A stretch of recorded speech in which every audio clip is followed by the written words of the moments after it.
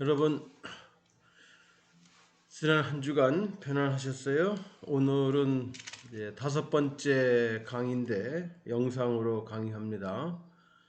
한국교회의 성장과 쇠퇴에 대해서 함께 생각해 보려고 합니다. 교재 제4장에 나와 있어요. 이제 부제가 빨간불이 켜진 한국교회. 어떤 내용인지 아마 감이 좀 잡히겠죠. 우리 지난번 둘째 시간 세속화 문제 다룰 때에 세계 교회 기독교의 그 지형에 대해서 대강 얘기한 적이 있었는데요. 다시 한번 얘기하자면은 이제 20세기 후반 이후에 세계 기독교에는 이제 변화가 일어났다고 그랬죠. 지형 변화를 보면은 기독교의 중심축이 북반구에서 남반구로 옮겨가고 제1세계에서 제3세계로 옮겨가고 서구에서 비서구로 옮겨가는 그런 변화가 20세기 후반 이후에 세계 기독교 그 지형의 변화의 특징이라고 할 수 있습니다. 다시 말하면 서구 기독교는 쇠퇴의 길을 가기 시작했고 반대로 비서구 기독교는 이제 성장을 눈부시게 하게 됐다는 얘기겠죠. 이런 그 교세, 지형 변화 말고 신앙 성향도 변화되고 있는데 신앙 성향을 보면은 이성과 지성을 중요시 여기는 머리의 그런 종교 성향, 기독교에서 이런 이성 지성을 강조하는 머리의 종교 성향이 감성과 영성을 중요시 여기는 그런 가슴의 종교 형태로 기독교의 지배적 신앙 성향이 바뀌어가고 있다는 겁니다. 그러니까 냉철한 기독교 성향이 뜨거운 기독교 성향으로 전체적인 흐름이 바뀌어가고 있다고 하는 겁니다. 이런 세계 기독교 지형 변화, 신앙 성향 변화에 있어서 한국 교회는 어떤 상황에 처하게 되었는가? 한국 교회 상황은 어느 모델에 가까운가? 쇠퇴하는 모델인가? 성장하는 모델인가? 이성과 지성을 강조하는 모델인가? 감성과 영성이 강조되는 그런 모델인가? 이런 문제를 이제 생각해 보려고 하는 겁니다. 따라서 이 장의 주제는 우선 양적인 측면에서의 한국교회의 성장과 쇠퇴에 대한 겁니다.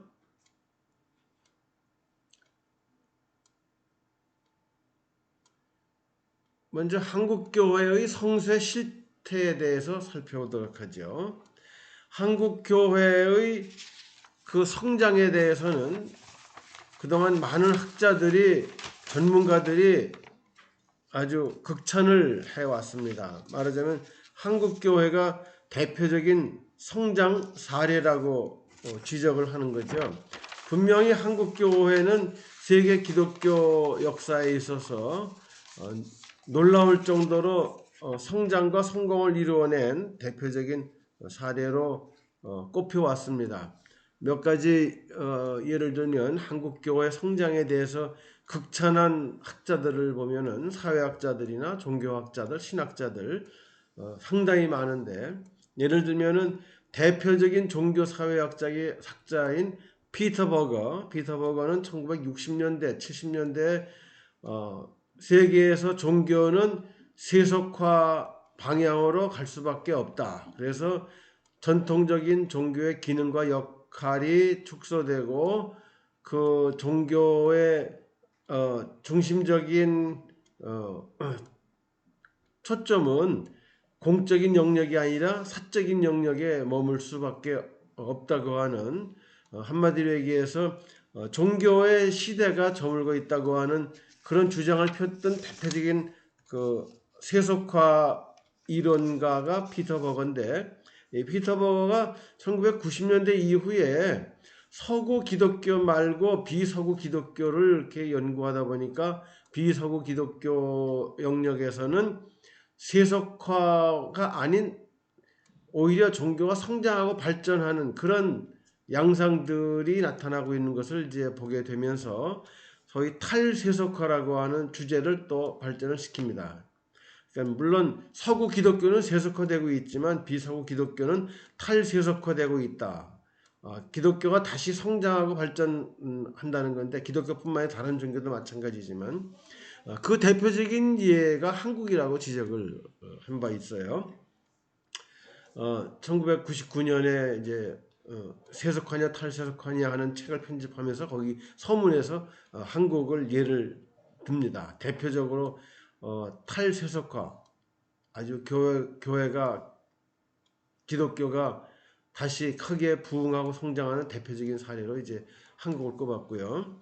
그다음에 데이비드 마틴, 영국의 사회학자예요. 종교사회학자인데 이 데이비드 마틴도 세속화론의 대가예요. 그러니까 유럽에서 그 기독교 교회를 연구하면서 어쩔 수 없이 하나의 대세는 몰락의 길로 가고 있는 쇠퇴이다라고 이제 지적했던 세속화론자인데 그 세속화 현상을 설명하면서도 이 데이비드 마틴도 피터 버거와 마찬가지로 서구 지역에서는 분명히 기독교가 쇠퇴하고 있지만 비서구 지역에서는 쇠퇴와는 다른 그런 모델들이 발견될 수 있다고 하면서 아시아에서 대표적으로 교회가 성장하는 모델은 바로 한국 개신교다 이렇게 지적한 바 있습니다. 그 다음에 종교학자 필립 젠킨스는 거시적인 관점에서 세계 기독교의 현실 그리고 전망을 이렇게 내린 아주 훌륭한 학자인데 이 젠킨스도 아시아에서 위대한 기독교 성공을 이룬 나라는 바로 한국이다 이렇게 지적한 바 있어요. 영국의 역사 신학자인 알리스터 맥그레스 기독교의 미래에 대한 연구를 했고 기독교의 미래라는 책을 쓰기도 했는데 거기서 한국을 예를 들면서 기독교가 성장한 주목할 만한 사례라고 지적을 했습니다. 또 종교학자인 패트릭 존스턴하고 제이슨 맨드릭 이 두 사람도 선교 비전에서 가장 성공한 나라 아시아에서 개신교인 비율이 가장 높은 나라는 바로 한국이다 이렇게 지적을 합니다. 이렇게 수많은 1980년대 이후에 90년대 2000년대 와서 수많은 사회학자, 종교학자, 신학자들이 한국 교회는 가장 성공적으로 성장한 그런 사례라고 이렇게 강조를 해왔어요. 외국 학자들입니다. 이 학자들의 주장이 설명이 맞았는가 틀렸는가 둘 다입니다. 맞았고 또 틀려요. 맞은 건 뭐가 맞았냐 하면 과거의 경우라면 이들 주장이 맞습니다. 이들이 한국교회 성장에 대해서 극찬한 것들은 대개 1980년대, 90년대,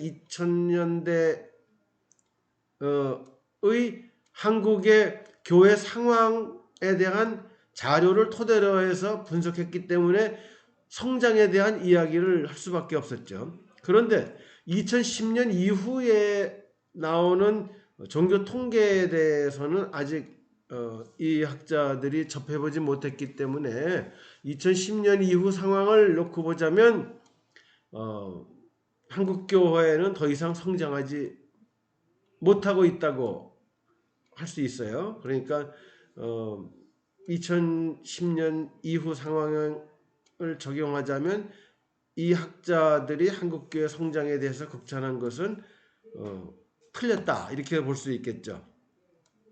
과거에는 분명히 한국교회가 뜨거웠고 크게 부흥했어요. 그런데 현재는 열정도 식었고 부흥도 안 되고 쇠퇴의 길로 가고 있다고 하는 겁니다. 자, 그러면 이제 한국교회 성쇠 실태에 대해서 좀 더 살펴보도록 하죠. 전체적인 우리나라 전체적인 종교 인구를 놓고 볼 때는 전에도 얘기했지만 감소 추세예요. 1985년에는 전체 인구의 42%가 종교인이었는데 그 비율이 1995년 10년 후에는 50%로 늘어났어요. 분명히 크게 성장했습니다. 아주 놀라운 성장이에요. 그다음에 2005년을 보니까 1995년에서 2005년의 10년 사이에 어느 정도 증가가 이루어졌습니다. 성장했어요. 그래서 우리나라 전체 인구의 50%에서 53%로 조금 늘어났어요. 성장폭이 줄었다는 점에 주목해야 됩니다. 그런데 2015년 조사에 따르면은 우리나라 종교 인구는 44%로 급격히 줄어들어요.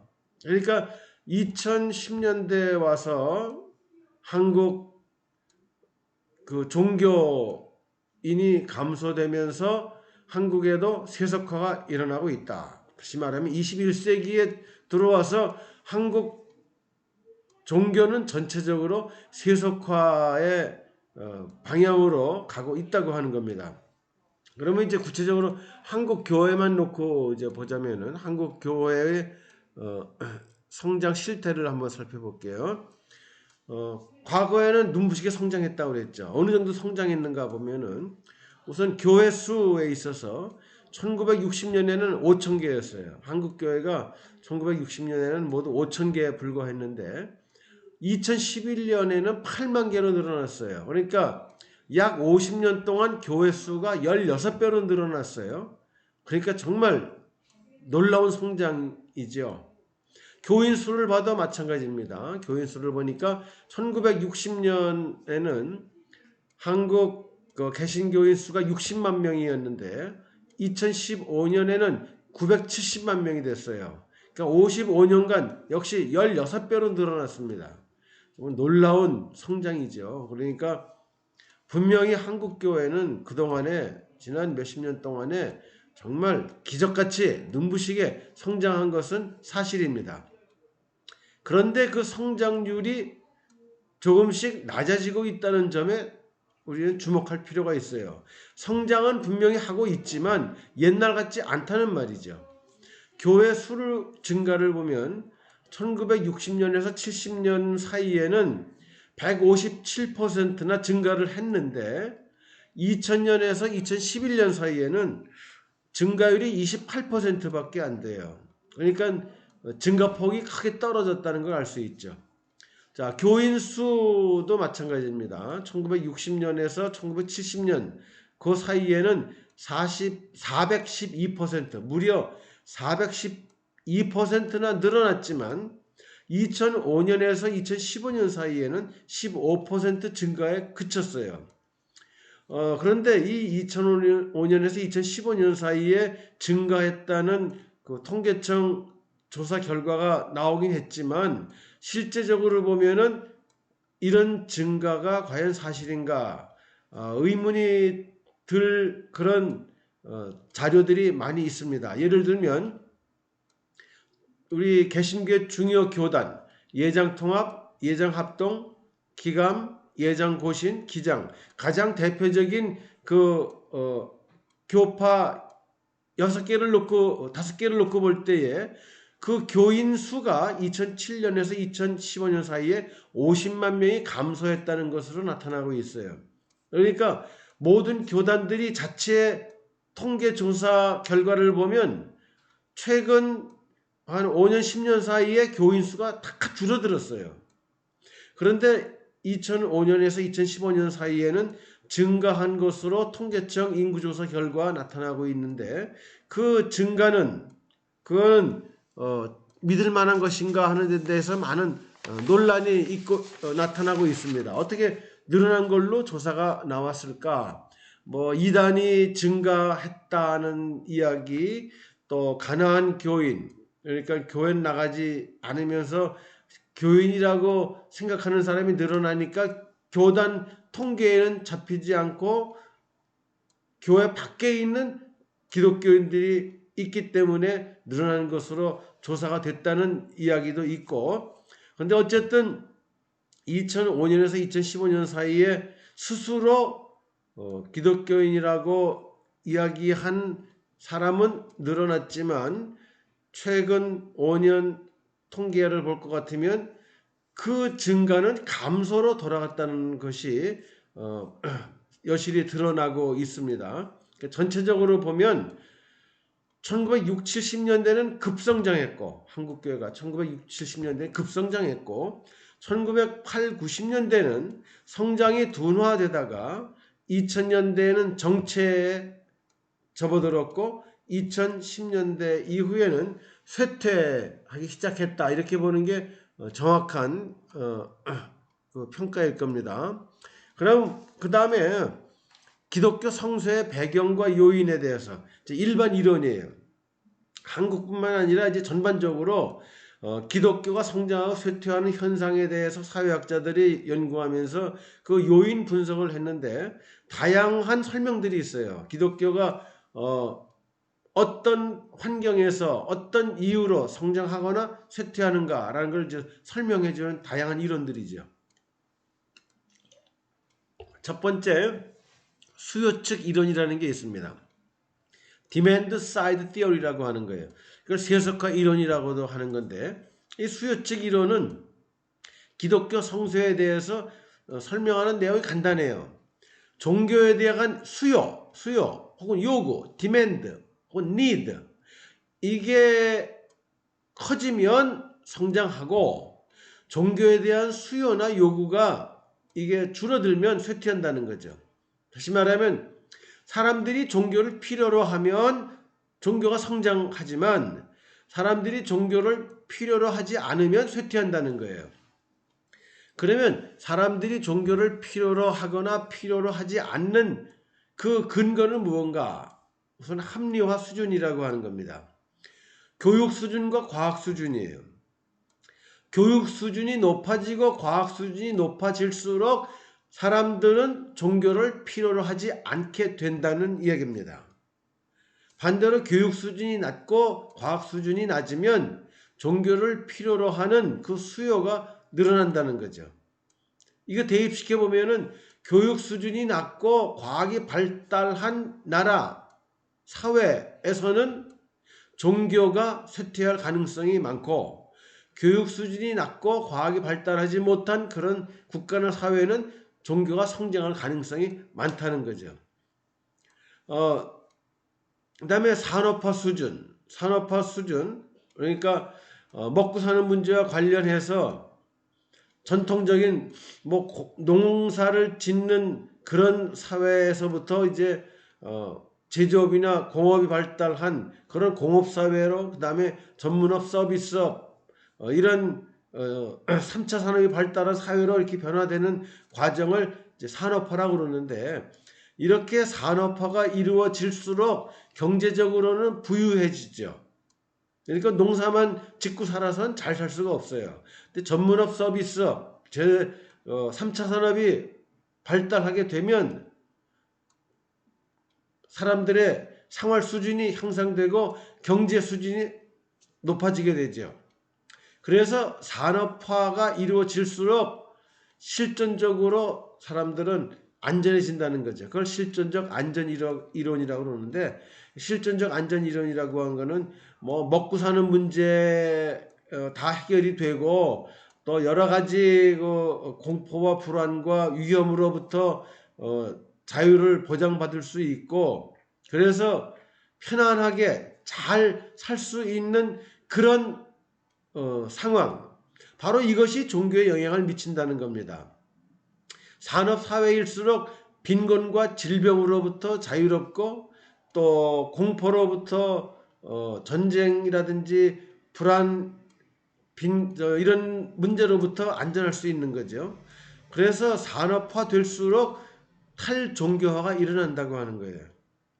가장 산업화된 나라는 그런 의미에서 가장 덜 종교적인 반면에 산업화가 이루어지지 않은 나라일수록 종교가 성장하고 발전하는 것이 그대로 드러나고 있습니다. 오늘날 보면 종교가 제일 세속화 성향을 보이는 나라들은, 사회는 후기 산업사회, 가장 산업이 발달한 그런 나라와 사회들이고, 여전히 종교가 굉장히 활성화되고 활발한 나라는 전기 산업 사회, 아직 산업화되지 못한 농경 중심의 그런 사회라고 하는 것을 알 수 있습니다. 그러니까 합리화되고 산업화되면 종교에 대한 수요가 줄어든다는 뜻이에요. 그러니까 세속화된다는 거죠. 그다음에 박탈 보상 이론, deprivation compensation theory라고 하는 건데요. 이 박탈 보상 이론에 따르면은 사회적으로 박탈을 많이 경험할수록, 박탈은 경제적으로, 사회적으로, 정치적으로 정말 충분히 모든 것을 누릴 수 있느냐 없느냐 하는 거예요. 그러니까 경제적으로 보면 잘 먹고 잘 살 수 있는 거, 복지적으로 보면은 사회가 안전망이 잘 구축돼서 사람들이 편안하게, 건강하게, 안전하게 살 수 있는 여건이 마련되느냐 하는 거. 이게 복지 수준이죠. 그다음에 여성들이 차별을 당하지 않는 성평등 수준. 이것이 박탈의 어떤 기준입니다. 그러니까 경제 수준이 낮으면, 복지 수준이 낮으면, 성평등 수준이 낮으면 박탈을 사람들이 경험하게 되겠죠. 그럴 때, 그때 이런 박탈에 대한 보상이 필요한데 그 보상을 종교로부터 얻고자 하는 경향이 생긴다는 거예요. 따라서 사회적으로 박탈 수준이 높으면 종교를 통한 보상을 더 추구하게 돼서 종교가 성장하게 되지만, 박탈을 경험하지 않는 그런 사회면, 그 수준이 낮은 사회면 경제적으로나 복지적으로나 성평등 이런 면에서 모든 것이 갖추어졌기 때문에 종교적인 보상이 필요 없게 되는 거죠. 그러니까 잘 사는 나라는 종교가 필요 없게 된다는 말이에요. 국가나 사회가 모든 복지 문제를 해결해 주면 사람들이 종교에 의지할 가능성은 줄어든다는 말이죠. 또 남녀가 평등하면 그 불평등 때문에 박탈감을 느끼는 여성들이 종교에 의지하지 않게 된다는 거예요. 그래서 결국은 세계에서 가장 잘 사는 나라들, 복지 제도가 잘 정착된 나라들, 남녀 평등이 잘 이루어진 나라, 이런 나라들은 다 종교에 대한 수요가 적기 때문에 종교가 쇠퇴의 길을 가죠. 서구, 특히 북유럽 같은 경우가 대표적인 예예요. 북유럽 경제적으로 제일 잘 살죠. 복지 제도 제일 발달되어 있죠. 성평등 수준이 제일 높죠. 그러니까 교회가 제일 안 돼요. 쇠퇴의 길을 간다는 말이죠. 사람들은 뭔가 경제적으로나 복지적으로나 성적으로 박탈을 경험하고 어려움을 겪고 그래서 고통을 느껴야 어떤 종교를 통한 보상을 필요로 하게 되는 거죠. 그러니까 종교에 대한 수요, 요구, 이 수준이 종교를 성장시키거나 쇠퇴하게 만든다는 거죠. 그러니까 풍족해서 종교를 필요로 하지 않는 사회는 종교가 쇠퇴하는 거고, 풍족하지 못하기 때문에 어떤 보상을 필요로 하게 되면 종교에 대한 수요와 요구가 늘어나서 종교가 성장한다. 그런 얘기예요. 그 다음에 이제 공급 측 이론이라고 하는 거는 이제 종교가 성장하고 쇠퇴하는 것에 대한 수요 측 이론과는 좀 대칭적인 그런 이론인데, 공급 측 이론은 supply side theory라고 해서 종교 시장 이론, religious market theory 혹은 합리적 선택 이론이라고도 불러요. 공급 측 이론에서는 종교가 성장하거나 쇠퇴하는데 결정적으로 중요한 것은 그 공급의 성격에 달려 있다는 겁니다. 종교라고 하는 상품을 독점적으로 공급하느냐 아니면 다양하게 공급하느냐, 이것이 중요하게 다른 결과를 가져온다는 거죠. 그러니까 시장에 하나의 종교적 상품만을 제공할 때에 그런 사회에서는 성장하지 못한다는 거예요. 독점적인 공급이에요. 전에도 그런 얘기를 했지만, 자, 사회에 종교가 하나밖에 없어요. 독점적인 지위를 누리고 있어요. 그 종교는. 그러면 사람들은 그 종교를 택하거나 마음에 들지 않으면 전혀 택하지 않는 거죠. 택했다가 마음에 들지 않으면 포기하기도 해요. 다른 여지가 없어요. 그 하나밖에 없는 종교가 정말 마음에 드는 사람만 그 종교를 갖는 거예요. 그렇지 않은 사람은 종교를 가질 이유가 없어지는 거죠. 그러니까 공급이 원활하지 못할 때 사람들은 자유롭게 선택하면서 자기가 원하는 상품을 택할 수 없다는 거죠. 그런데 종교가 다양하게 제공이 되면 다양한 선택을 할 수 있는 거죠. 다양한 선택을 할 수 있게 되면 수요도 증가한다는 거예요. 그게 바로 독점하고의 차이예요. 독점적인 지위를 누리고 있는 사회에서는 모든 기득권을 혼자 누리고 있기 때문에 열심이라는 게 없어요. 그러니까 그 유럽의 경우 보면은 대개 독점적인 지위를 누리죠. 카톨릭 국가들 보면 카톨릭이 독점적 지위를 누려요. 지배적인 영향을 행사하는 종교죠. 개신교 국가, 정교회 국가들 보면 경쟁이 없어요. 거의 독점적인 지위를 누리고 있어요. 독점적인 지위를 누린다고 하는 거는 경쟁의 필요성을 느끼지 않는 거예요. 그러니까 그런 종교는 게을러질 수밖에 없어요. 사람들 입장에서 볼 때는 마음에 들지 않으면 그냥 포기하는 것으로 끝나버리는 거죠.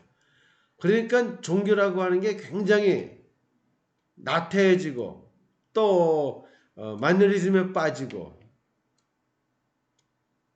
종교라고 하는 것이 사람들에게 신선함, 매력, 호기심 이런 걸 주지 못한다는 거죠. 그러니까 독점적 지위를 누리고 있는 그런 사회나 국가는 종교가 쇠퇴할 수밖에 없다.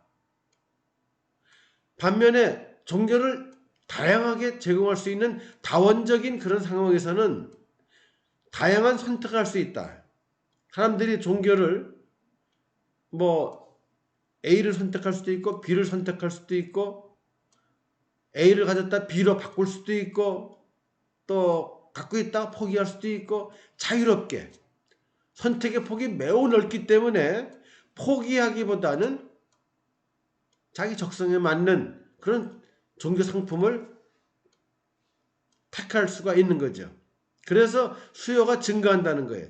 다양한 종교 제품이 나와 있기 때문에 사람들이 다양하게 자기에 맞는 종교를 취해서 선택할 수 있다. 그러니까 종교 입장에서는 서로 경쟁할 수밖에 없고 경쟁적으로 서로 새로운 것을 창출하고 열정적으로 자기의 종교 제품을 소개하고 알리고 또 그 신도들을 확보하기 위해서 끊임없이 노력하게 되는, 그러니까 선순환, 공정한 선의의 경쟁을 통해서 서로 윈윈하는 그런 식으로 해서 종교가 성장한다는 거죠.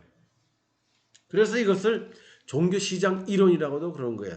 공급이 다양하게 제공되느냐 하나밖에 제공되지 않느냐.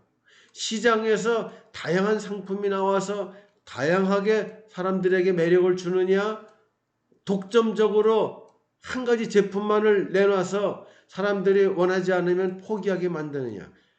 종교 시장과 똑같다는 거예요. 이 종교 제품이 일반 시장 논리와 마찬가지로 적용된다는 의미에서 종교 시장 이론이라고 이제 부르는 거고요. 합리적 선택이라고 하는 건 사람들은 다 이것저것 따져봐가서 자기에게 가장 적합한 자기 마음에 드는 것을 취해서 선택할 수 있는 그런 다원적인 상황에서 종교가 성장할 수 있다고 보기 때문에 합리적 선택 이론이라고도 불러요. 그러니까 이 이론은 다양한 종교가 제공되면 종교는 성장할 가능성이 있지만 독점적인 지위를 누리는 하나의 종교만이 있는 그런 상황에서는 종교가 성장하기 어렵다는 설명이에요. 이 공급적 이론은 조금 비판을 받는 부분이 있습니다. 예를 들면은 이슬람권에서는 독점적으로 종교 시장이 형성되어 있지만 굉장히 성장을 많이 해요. 그러니까 비기독교권에는 뭐 적용할 수 없는 이론이라고 할 수 있고요. 그다음에 여기 독점적인 그런 시장 경제 상황은 유럽에서 교회가 쇠퇴하는 것을 설명해 주는 데는 좋은 이론이라고 할 수 있겠지만 비유럽적인 상황에서는 그대로 적용하기가 어렵다고 하는 거.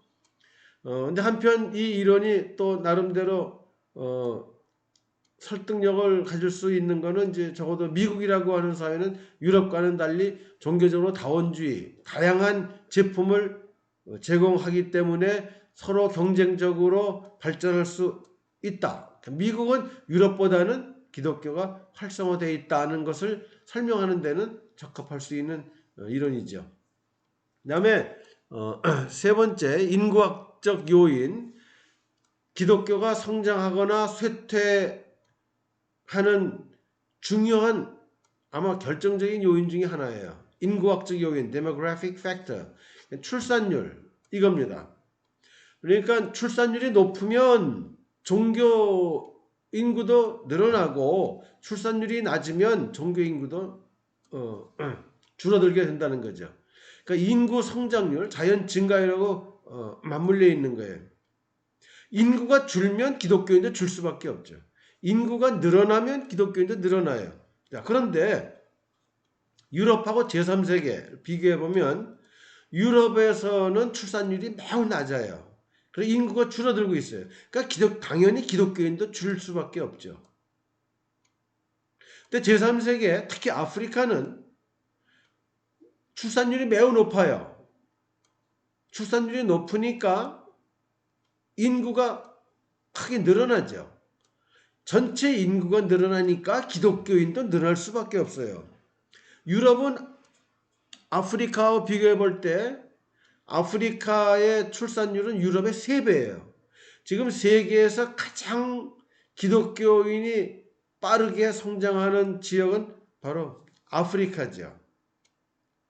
아프리카는 이제 머지않아서 전 세계 기독교인의 절반이 아프리카에 있게 될 거라고 하는 예측이 나올 정도로 아프리카는 높은 출산율, 그래서 인구 성장률이 매우 높기 때문에 자연스럽게 기독교인도 크게 늘어나게 되는 거죠.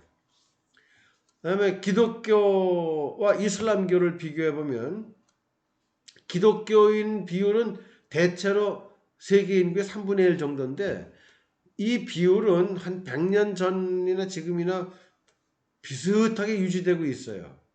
근데 이슬람교 비율은 굉장히 가파르게 성장하고 있습니다. 지금 이슬람교 무슬림들 비율이 뭐 100년 전만 해도 세계 인구의 10분의 1 될까 말까 했는데 지금은 세계 인구의 4분의 1이 무슬림이에요. 근데 출산율을 비교해 보면 무슬림은 기독교인보다 2배 높습니다. 출산율이. 그러니까 종교가 성장하려면 출산율이 높아야 돼요. 출산율이 낮은 유럽은 기독교가 쇠퇴할 수밖에 없죠. 출산율이 높은 제3세계, 특히 아프리카는 성장할 수밖에 없죠. 상대적으로 출산율이 낮은 기독교는 정체되어 있는데 출산율이 높은 이슬람교는 성장하는 거예요. 미국만 놓고 본다면, 미국 개신교를 놓고 보면 자유주의 주류교파는 쇠퇴하고 있어요. 근데 보수주의 비주류 교회는 성장하고 있습니다. 그런데 그 배경을 볼 것 같으면 보수주의 교회에 나가는 교인들의 출산율이 높아요. 자유주의 교파, 예를 들면 감리교나 장로교에 나가는 교인들보다는 무슨 하나님의 성회 같은 성령운동 교회라든지 독립교회라든지 이런 그 비주류 교회 나가는 교인들이 자녀가 평균 한 명이 더 많다고 그래요. 그러니까 자유주의 주류교파가 자녀가 둘이라면 보수주의 비주류교 교회 교인들은 자녀가 셋이란 말이죠. 이게 쌓이고 쌓이면 큰 차이로 드러나게 되죠. 근데 자유주의 주류교파에서는 뭐 애들 둘도 안 낳는 경우가 많아요. 하나. 보수주의 쪽은 뭐 둘, 셋, 넷. 그러니까 자유주의 주류교파 교회는 몰락하고 있고 보수주의 비주류 교회는 성장하는 거예요. 자, 인구학적 요인이 교회 성장과 쇠퇴에 결정적으로 중요하기 때문에 특히 이제는 선교, 전도를 통한 그 교인 확보는 점점 어려워지고 있어요. 이제 종교가 성장하느냐 쇠퇴하느냐 하는 것은 주로 출산율에 달려 있어요. 그러니까 출산율이 낮아지면 이건 불가피하게 그 국가나 사회에서 종교는 쇠퇴할 수밖에 없는 거죠. 이게 이제 제1세계와 제3세계의 차이예요. 유럽이나 미국 같은 제1세계에선 기독교가 저물어 가고 있고 아프리카, 아시아, 라틴 아메리카에서는 기독교가 성장하는 건 출산율 차이가 중요하게 작용한다고 하는 겁니다.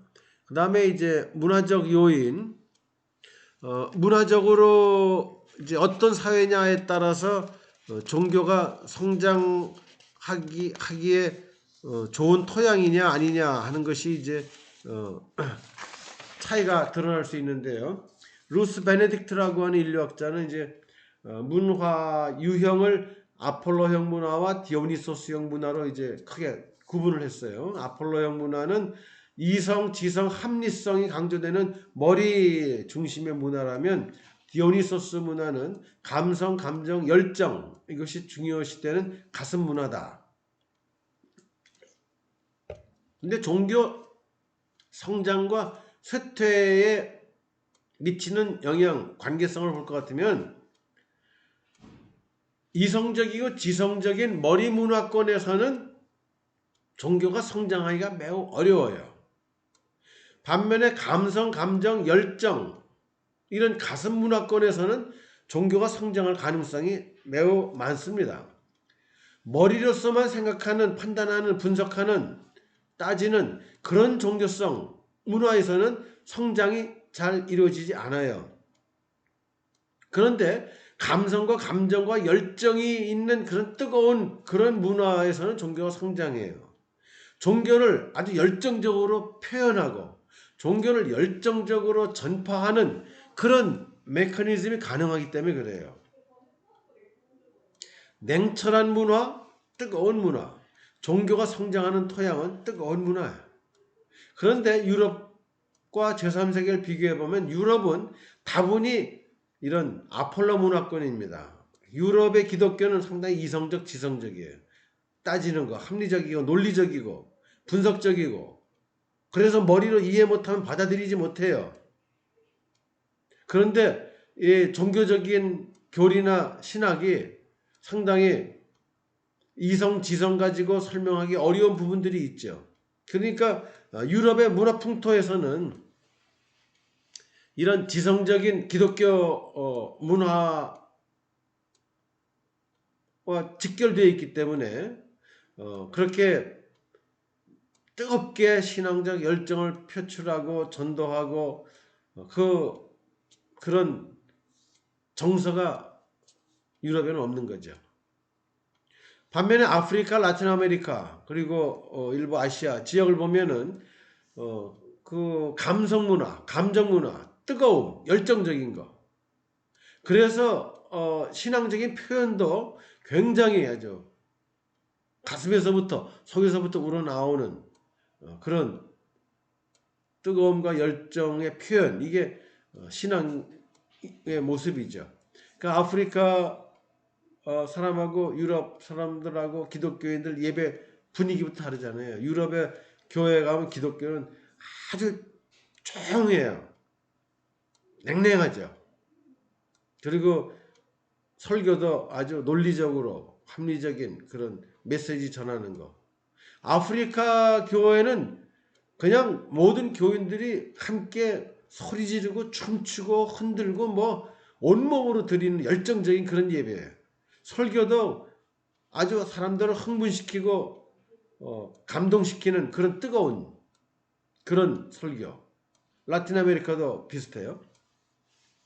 그러니까 유럽의 문화 정서는 기독교가 성장하는데 별로 도움이 되지 않는 머리의 문화. 근데 아프리카, 라틴 아메리카 같은 제3세계는 뜨거움을 강조하고 열정적으로 신앙을 실천하고 전달하는, 표현하는 이런 정서, 성장이 가능한 문화 토양이죠. 그 다음에 이제 신학적 요인, 기독교의 성세를 설명하는 다섯 번째는 신학적 요인이에요. 자유주의냐 보수주의 혹은 복음주의냐 하는 겁니다. 결론적으로 얘기하자면 자유주의적인 신학 풍토에서는 성장하기 어려워요. 쉽게 쇠퇴의 길로 갑니다. 보수주의, 복음주의적 신학 배경에서는 성장할 가능성이 있어요. 예를 들면은 이제 구원론, 선교론, 교회론을 비교해 보죠. 구원론, 자유주의에서는 사회 구원을 이야기해요. 보수주의는 개인 구원을 이야기합니다. 그럼 이 차이가 뭐냐? 개인 구원, 개인 영혼을 구원해야 된다고 하는 사명감을 가지고 있는 보수주의는 그 개인을 구원하기 위해서 나가서 전도를 열심히 하죠. 근데 자유주의는 사회 구조가 바뀌는 그걸 구원이라고 보기 때문에 개인적으로 나가서 전도할 이유가 없어요. 체제를 바꾸면 되니까. 그러니까 교회 자체의 성장 문제에 있어서는 사회 구원을 추구하는 그런 구원관으로서는 성장이 불가능해요. 개인 구원을 강조해야 성장이 가능한 거죠. 선교론도 마찬가지예요. 자유주의 선교는 하나님의 선교예요. 보수주의는 교회의 선교예요. 하나님의 선교는 이 세상 질서를 하나님의 정의와 사랑이 넘치는 곳으로 바꾸어 놓는 거, 이게 선교라고 보는 거죠. 그러니까 세상을 향해 나가는 거예요. 그런데 보수주의 선교는 교회 선교예요. 교회가 선교 주체가 돼가지고 사람들을 교회로 끌어들이는 거, 그게 선교의 목표죠. 세상을 하나님의 뜻으로, 하나님의 뜻에 맞게 변화시키자고 하는 자유주의에서는 교회 자체가 성장하지 않아요. 그러나 교회가 선교의 주체가 되고 모든 세상이 선교의 대상이라고 보게 되면 열심히 나가서 전도하고 선교를 하죠. 이게 보수주의가 성장하는 이유예요. 교회론도 마찬가지입니다. 자유주의는 흩어지는 교회 강조한다면 보수주의는 모이는 교회. 그러니까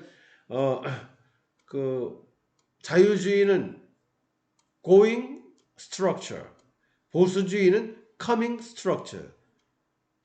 중요한 교회는 뭐냐? 자유주의에서는 우리가 모이는 이 눈에 띄는 이 교회가 중요한 게 아니라 각 사람이 사회 구석구석 나가서 세상을 변화시키는 그런 역할을 하는 그런 교회. 그러니까 교회로부터 나가는 게 중요한 거예요. 그런데 보수주의는 교회로 모이는 게 중요한 겁니다. 건물로 모이는 거예요. 끌어모으는 거예요. gathering church. 그러니까 이 신학적으로 자유주의냐 보수주의냐, 구원론, 선교론, 교회론의 그 차이가 교회를 성장시킬 수 있느냐 그렇지 못하느냐, 이 차이를 만들어낸다는 거죠. 두 번째, 신학적 요인 두 번째 우리가 생각해 볼 문제는 교회 성장이론, Church Growth Theory예요. 교회 성장이론이라고 하는 것은 1980년대 미국의 풀러 학파에서 유행시킨 신학이론이에요. 교회를 성장시킬 수 있는 그런 방법을 제시하는 이론이에요. 딘 켈리가 쓴 Why Conservative Churches Are Growing 1972년에 쓴 책인데, 이 책에서 딘 켈리는 강한 교회만이 성장한다. 강한 교회는 그 교회에 대해서 충성심과 엄격성, 보수성, 이것이 강조될 때에 그 교회는 강해지고 그 교회는 성장한다. 그래서 딘 켈리를 중심으로 해서 교회가 성장할 수 있는 방법은 뭐냐? 열심히 전도하고 열심히 교육시키고 그 사람들을 교회에 대해서 아주 충성스러운 멤버로 만들어 놓으면 성장할 수 있다고 보는 거예요. 구체적으로 성장할 수 있는 비결들을 제시해요. 성장은 지상 명령이다. 그래서 교회는 성장해야 된다고 하는 대전제하에 어떤 방법을 써서라도 교회를 성장시켜야 된다. 그 방법이라고 하는 것은 소위 이 사회에서 말하는 마케팅 기법까지도 다 동원해서 사람들을 끌어모아 성장시키는 거. 이게 지상선이라고 가르쳐요. 그래서 이 교회 성장 이론은 비판을 많이 받습니다. 성장이 목표가 돼버리는 거예요. 이건 목적 전치라고 그러는데요. 교회 성장은 하나의 과정이고 수단이어야 하는데 교회 성장 이론에서는 교회 성장 이게 교회의 존재 이유의 목표라고 주장해요. 그래서 비판을 상당히 받고 또 나도 그런 의미에서 교회 성장 이론에 대해서 상당히 비판적인 글도 좀 쓰고 그랬는데요. 그러니까 이 교회 성장 이론에서는 성장 이퀄 성공이에요. 성장하지 못한 교회는 실패하는 교회라. 그런 식의 논리. 그게 싫은 거예요. 성장한 교회만 성공했다? 그러면 성장하지 않는 교회 목회자는 다 실패자다? 그건 말이 안 되잖아요. 근데 교회 성장 이론은 성장을 지상 목표로 삼고 있기 때문에 성장을 강조해요. 이렇게 성장에 올인하니까 실제로 교회는 성장해요. 그런데 그 성장이 건강한 성장이냐? 그건 별개의 문제죠. 이렇게 성장한 교회들 그렇게 건강한 성장은 아니에요. 근데 어쨌든 이런 성장 이론이 우리나라 소개돼 가지고 7, 80년대 우리는 아주 유행이 돼 버렸어요. 우리나라 대형교회 목회자들은 다 이 교회 성장 이론 처음에 다 여기 빠져들어 가지고 이 이론을 적용해서 교회 성장 부흥 시켰다고 하는 것을 이제 보게 되는데 이제는 이 패러다임을 좀 바꿀 때가 좀 됐죠.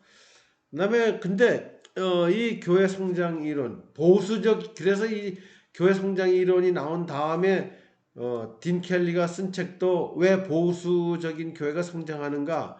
그래서 신학계 교계는 그냥 교회는 보수적이어야 성장한다. 이게 아주 공식처럼 됐고 그걸 그대로 다 믿었어요. 근데 사회학자 앤드류 그릴리는 그렇지 않다는 것을 이제 밝혀냈습니다. 그건 뭐냐면 보수주의 교회가 성장하는 것은 보수적인 신학이나 이론 때문이 아니라 사회적인 거라는 거예요. 보수 교회가 성장하는 중요한 이유는 출산율이 높기 때문이라는 거예요. 보수적인 신앙 때문에 늘어나는 게 아니라 출산율이 높기 때문에 일어난다. 자연 증가 때문에 늘어난다는 거죠. 또 보수적인 교회는 전통적인 가치를 중요하게 여긴다는 거예요. 보수적인 신앙 문제 말고 전통적인 가족가치. 전통적인 가족가치라고 하는 건 뭐냐면 철저하게 가족 중심적인 그런 가치, 가부장적인 요 내용은 나중에 다시 설명하겠지만 엄격한 가족, 그 안에서 부모로부터 엄격한 신앙 훈련, 바로 이것이 보수교회를 성장시킨 요인이라는 거예요. 자유주의 교회는 엄격한 신앙교육을 집에서 하지 않습니다. 자유방임이에요. 부모가 자녀들에게 신앙 강요를 하지 않아요. 제각각에 믿거나 말거나 내버려둬요. 그런데 이 보수교회는 부모가 철저하게 자녀들을 신앙적으로 훈련시키고 교육시킨단 말이죠. 그러니까 그 자녀들이 신앙에 대물림을 하게 되죠. 이런 것들이 이제 그 보수교회가 성장한 요인이다. 그러니까 보수교회 성장은 사회적인 요인이다라고 하는 걸 이제 밝힌 게 앤드류 귤리예요. 결국 쇠퇴하는 교회는 머리의 종교성 이걸 강조하는 교회, 자유주의 교회, 근본주의 교회, 근본주의 극보수적인 교회지만 근본주의도 이 가슴의 종교성은 아니에요. 교리에 집착하기 때문에 머리의 종교에 가까워요. 근데 성장하는 교회는 가슴의 종교성, 가슴, 뜨거움, 열정, 감성 그런 걸 강조하는 교회는 성장한다. 복음주의 성령운동 교회가 성장한 이유가 바로 그것 때문이에요. 그 다음에 교회 성장과 기독교 성장과 쇠퇴를 설명하는 6번째 요인, 가족 요인, family factor. 조금 전에 얘기했던 거 그건데요. 전통적인 가족 가치를 유지하면 성장에 도움이 되고 전통적인 가족 가치를 버리면 쇠퇴하기 쉽다는 겁니다. 그러면 전통적인 가족 가치라는 건 뭐냐? 전통적인 가족 가치, 확대 가족이에요. 가족이 여럿이 함께 사는 거죠. 그리고 빨리 될 수 있는 대로 빨리 결혼하는 거예요. 그리고 많은 자녀를 낳는 거. 이게 전통적인 가족 가치예요. 이런 전통적인 가족 가치를 강조하는 교회는 성장을 해요. 자, 우선 가족 중심의 신앙생활. 이게 교회 성장에 도움이 됩니다. 개인 중심의 신앙생활은 성장에 도움이 안 돼요. 개인 중심, 저마다 뿔뿔이 흩어지죠. 뭉치지 않는 그런 가족관계는 교회 성장의 걸림돌이 돼요. 온 가족이 함께 모여서 공동체적인 신앙생활을 하면 성장 가능성이 높다는 거죠. 물론 빨리 결혼해가지고 자녀 많이 낳으면 그 자녀들 다 함께 신앙생활을 하게 되면 성장하게 되는 거죠. 그런데 요즘 가족 가치는 다르죠. 현대적인 가족 가치는 전통적인 가족 가치와 달라요. 독신으로 사는 사람이 늘죠. 결혼 안 하고 살죠. 그 다음에 핵가족이 늘죠. 그 다음에 결혼을 늦게 하죠. 안 하거나 늦게 하죠. 자녀를 안 낳거나 적게 낳죠. 이혼 많이 하죠. 이런 모든 현대적인 가족 분위기는 교회 쇠퇴에 직접적으로 영향을 미친다는 말이에요. 당연하죠. 애를 적게 낳는데 그리고 자꾸 갈라서고 결혼 안 하고 늦게 하고 교회가 성장하는데 제일 중요한 작용하는 것은 가족 관계예요. 가족의 종교적 사회화가 중요해요. 가족 수가 많고 모두가 함께 신앙생활을 할 때 교회 성장이 용이해져요. 그런데 가족 수도 적고 자녀도 잘 안 낳고 그리고 개인적인 그런 가치관에 몰입해 있고 이러면 당연히 교회 나가는 사람들이 수가 줄어들 수밖에 없죠. 그러니까 가족 안에서의 종교적 사회화가 중요하다고 하는 겁니다. 온 가족이 함께 신앙생활을 하느냐 아니면 가족 몇 되지도 않는데 각자 뿔뿔이 흩어져서 독자적인 개인주의 삶을 사느냐. 후자 경우에는 교회가 쇠퇴할 수밖에 없죠. 이 후자 경우가 유럽이나 미국의 가족 전통이에요. 아직도 아프리카나 라틴 아메리카는 전통적인 가족 가치가 중요해요. 그러니까 그 지역의 교회가 성장하는 겁니다. 가부장적 권위주의 이거 바람직하지 않아요. 바람직하지 않지만 가부장적 권위주의라고 하는 게 교회 성장에 도움이 된다는 거예요. 가부장을 중심으로 해서 온 가족이 철저하게 신앙적으로 교육하고 훈련하고 집단적으로 종교에 참여하고 그런 분위기인 성장. 집합주의. 개인이 아니라 가족이라고 하는 하나의 단위로 보고 모두 함께 신앙생활을 하는 거예요. 그러니까 전통적인 가족 가치를 유지하는 국가나 사회는 기독교가 성장하지만 이런 가치를 포기한 국가나 사회는 기독교가 쇠퇴할 수밖에 없다는 겁니다. 자, 그러면 이제 한국교회 지금까지 얘기했던 요인들을 한국교회 성장과 쇠퇴에 적용을 시켜보죠. 그래서 세 번째 한국교회의 성장 먼저 살펴봅니다. 한국교회 성장한 건 1960년에서 90년까지 약 30년 정도 한국교회 분명히 크게 성장했어요. 교회 성장 요인을 몇 가지로 나눠 보면은 우선 교회적 요인, 1960년대 이후 급성장한 성공적으로 성장한 한국 교회의 성장 요인을 보면은 우선 교회적 요인이에요. 교회가 굉장히 열심히 적극적으로 노력을 해서 활동을 해서 한국 교회가 성장할 수 있었다는 얘기죠.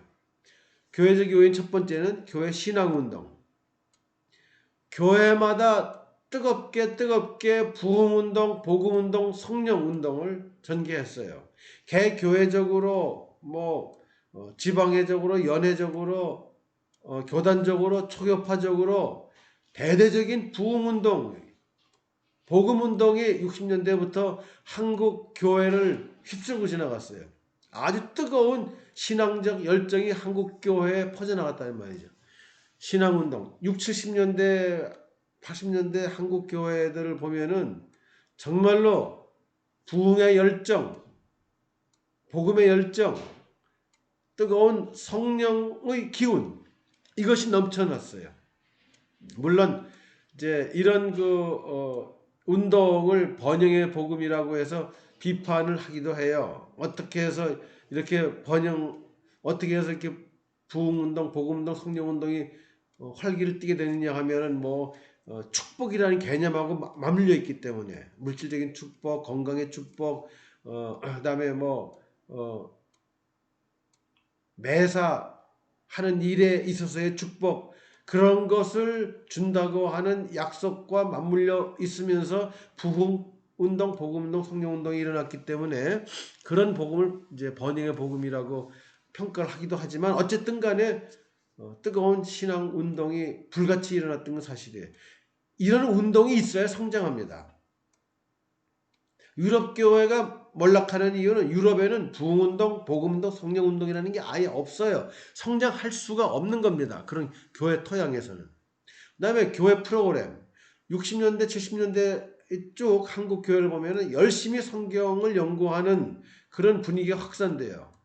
성경 프로그램들이 활성화돼요. 교회마다 열심히 성경 공부를 하는 그런 시도들이 있죠. 그래서 베델 성서연국, 트리니티 해가지고 아주 경쟁적으로 개교회별로 열심히 성경 공부하는 분위기가 조성이 돼요.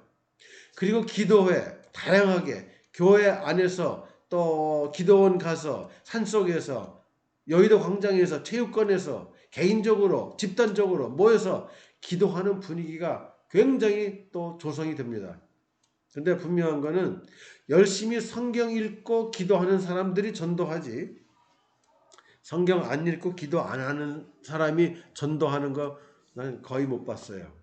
교회에서 이걸 강조한다는 건 그만큼 선교적 열정도 여기서부터 생겨나는 거죠. 소그룹을 활성화시켜요. 그러니까 우리 감리교의 그 속회 그룹이 이제 소그룹이죠. 이게 아주 굉장히 중요한. 그러니까 교회 주일날 전체적으로 예배 드릴 때는 그 공동체라는 거, 친교라는 거, 이게 불가능하잖아요. 그걸 만들어주는 게 속회 그룹이에요. 근데 그 속회 그룹, 그게 너무 교회에 필요하고 도움이 되니까 다른 교파들이 다 이런 속회 조직 활동 같은 걸 그대로 따랐습니다. 무슨 순 모임이라는 이름으로도 만들고, 이걸 이제 1960, 70년대 감리교보다 이런 소그룹 활동을 더 잘한 교회가 순복음교회죠. 순복음교회가 성장한 비결 가운데 하나가 소그룹, 이거를 수백 개 만들어 가지고 나중에 수천 개로 늘어나죠. 그걸 활성화시킨 거, 이게 교회 성장에 큰 도움이 된 거죠. 제자 훈련, 열심히 교인들이 모여서 교회에서 성경 공부를 하고 또 실천하고 양육하는 이런 프로그램들을 훈련하고, 선교에 대해서도 교인들을 아주 다양하게 전문적인 훈련을 시키고, 이런 교회 프로그램들이 활성화됐다는 거, 한국교회 성장 요인이에요. 그 다음에 구조적으로 보면 한국교회는 개교회주의예요. 한국교회는 우리 교회 중심이에요. 우리 교회 중심이기 때문에 우리 교회 교인들 사이에서는 철저하게 가족주의, 집합주의적인 그런 문화가 생겨나요. 그러니까 우리 교회 성장 발전을 위해서 모든 다 쏟아 붓는 거죠. 그러니까 그게 개교회주의가 뭐 좀 안 좋은 것일 수도 있어요. 지나치게 우리 교회만 생각하고 우리 교회 성장 발전에만 모든 걸 다 쏟아부으니까 인적 물적 시설 자원 다 우리 교회를 위해서만 쓰는 거. 그러니까 교회 밖을 돌아보지 않고 형편이 어려운 작은 교회들 돌아보지 않고 상당히 이기적인 성격을 띠는 게 문제지만 어쨌든 개교회주의는 그 교회 자체는 성장 발전에 굉장히 도움을 주어요. 모든 교회가 개교회주의에 빠지니까 뭐 교회 하나하나가 성장할 가능성이 생기면서 전체 한국 교회 입장에서도 눈부신 성장으로 이어지는 거죠. 그 다음에 교회 성장 이데올로기, 아까 풀러 스쿨 얘기했었죠. 교회 성장 이론. 교회 성장이라고 하는 것을 모든 교회가 최고의 목표로 삼아왔어요. 대부분의 교회가 목표는 뭐냐? 성장이다. 그래서 교단별로도 보면 1970년대, 80년대 보면 교단별로도 몇 교회, 몇 신도 운동을 전개해요. 다 숫자예요. 숫자. 정말 좀 아쉬운 거는 성숙한 교인으로 양육한다는 데 관심이 별로 없었고 그저 숫자 늘리는 거예요. 교단별로 몇 년까지 교회 몇 개, 교인 몇 명. 근데 그게 교단별로 뿐만 아니라 연회별로, 지방회별로, 개교회별로도 몇 주년 계획, 몇 주년 계획은 다 교인 몇 명, 개교회별로는 교인 몇 명, 이게 목표예요. 예산 얼마, 이게 목표예요. 교단별로는 교회 몇 개, 연회별로도 교회 몇 개, 지방회별로도 교회 몇 개, 교인 몇 명, 다 성장에 올인했단 말이죠. 이게 많은 부작용을 낳은 건 사실이에요. 그런데 성장 자체에는 이게 도움이 된 거죠. 교회 성장 이데올로기. 그 다음에 보수적인 성령 운동적인 신앙. 한국교회 지배적인 성향은 보수적입니다. 그래서 성령 운동 이걸 강조하고요.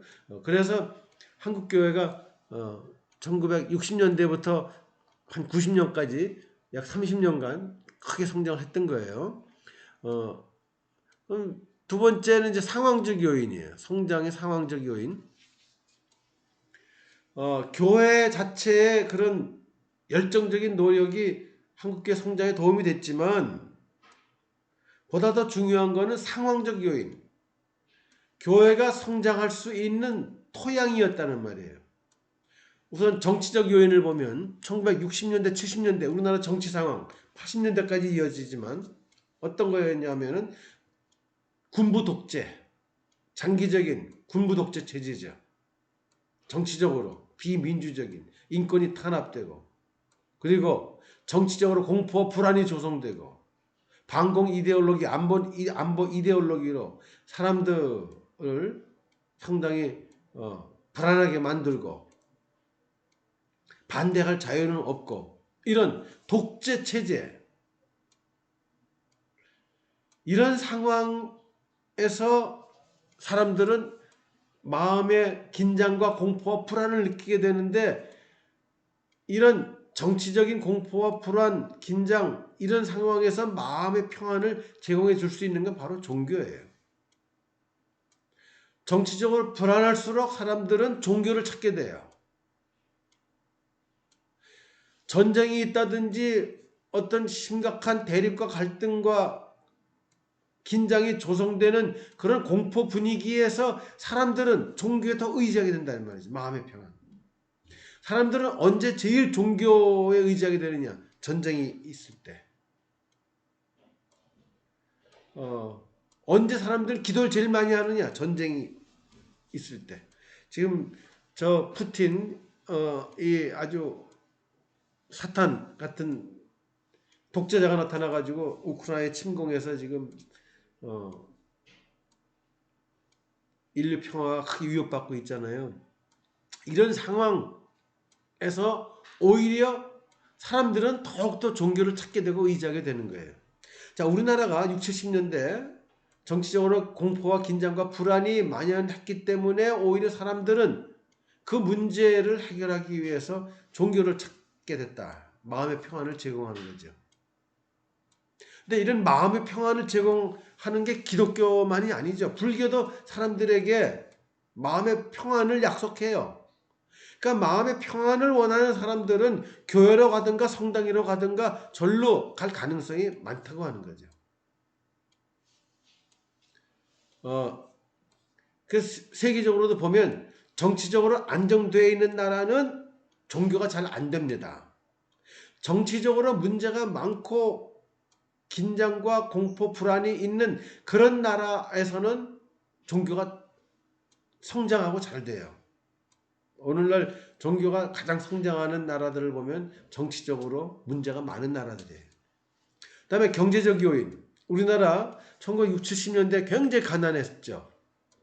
1960년엔 1인당 국민소득이 80달러예요. 이게 어느 정도냐면 아프리카에서도 제일 가난한 나라 수준이에요.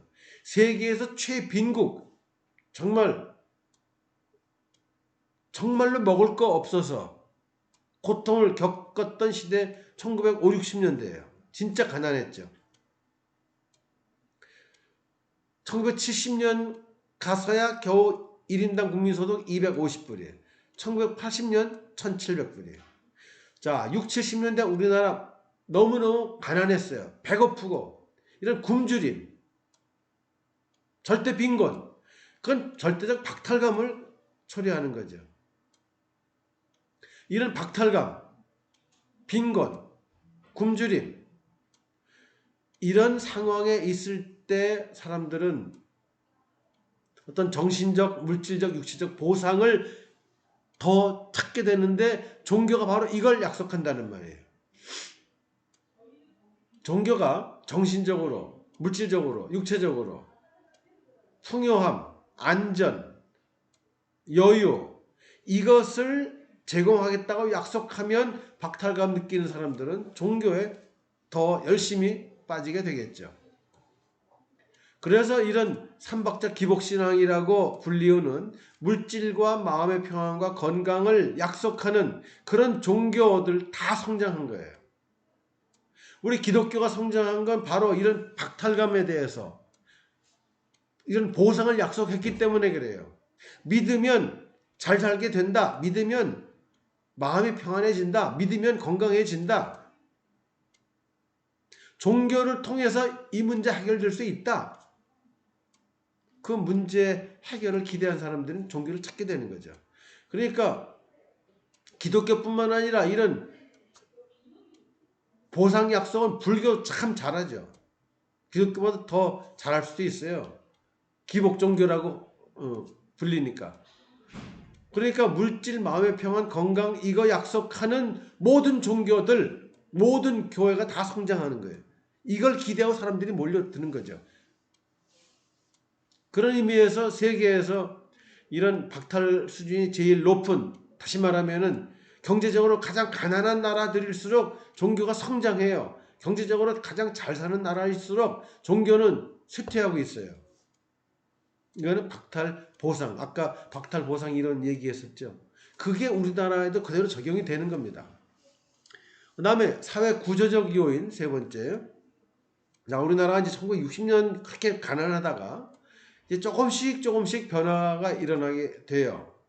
이 점에 있어서는 박정희 대통령이 참 독재자로서 비판을 받지만 우리나라 경제를 살린 거, 경제 성장시킨 거는 큰 공헌이라고 봐야 됩니다. 나도 개인적으로는 6, 70년대에 이 독재 정권 반대한 시위도 많이 했고 이 독재 정권 박정희 정권에 맞서 싸우다가 군목 잘리기도 하고 뭐 어려움 많이 겪었어요.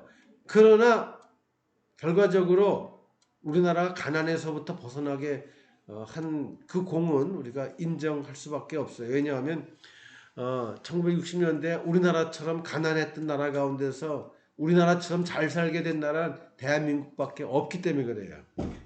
어쨌든 사회 구조적 요인, 도시화 산업화. 농업만 가지고는 가난을 벗어날 길이 없죠. 그래서 공업, 제조업 이걸 활성화시키기 시작한 거예요. 60년대부터. 새마을운동, 경제개발 5개년 계획 같은 거 통해 가지고 이제 산업구조가 바뀌어요. 산업구조가 바뀌면서 도시화가 일어나죠. 전에도 얘기했죠. 농업 중심에서부터 공업, 제조업, 전문업, 서비스업으로 산업구조가 바뀌니까 대부분 농촌에 살던 사람들이 도시로 이주해 오는 거예요. 도시로, 도시화. 농촌에 살다 도시로 옮겨오니까 낯설죠. 그러니까 고향을 잃어버린 사람들, 그리고 정말 먹고 살기 위해서 너무 힘들게 일을 해야 되니까 도대체 산다는 게 뭐냐, 의미를 잃어버린 사람들 많이 생겨나죠. 이때 사람들에게 고향 같은 느낌, 가족 같은 느낌, 자기 자신의 정체성을 제공해주고 공동체성을 제공해 줄 수 있는 거 종교죠. 특히 교회입니다. 그러니까 이런 의미를 잃어버리고 고향을 잃어버렸던 사람들이 교회로 많이 찾아온 거예요. 그러니까 성장하는 거죠. 이 상황들은 모두 종교에 해당하는 겁니다.